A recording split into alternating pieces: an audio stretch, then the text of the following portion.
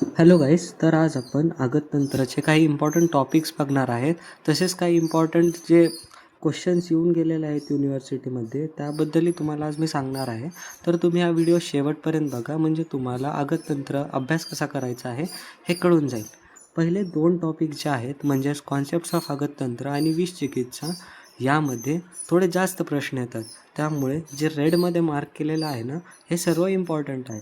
त्यातही जे चतुर्विंशती उपक्रम सांगितलेला आहे, ह्यावर एक फिक्स्ड LQ येण्याचे चान्सेस आहेत.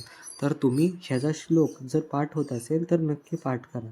त्यानंतर तुम्हाला जो तिसरा आहे विषुक्त आहार परीक्षा आणि विरुद्ध आहार, यामध्ये तुम्हाला विषुक्त आहार परीक्षा आणि विरुद्ध आहार ह्याचे एक्झाम्पल करायचे आहेत.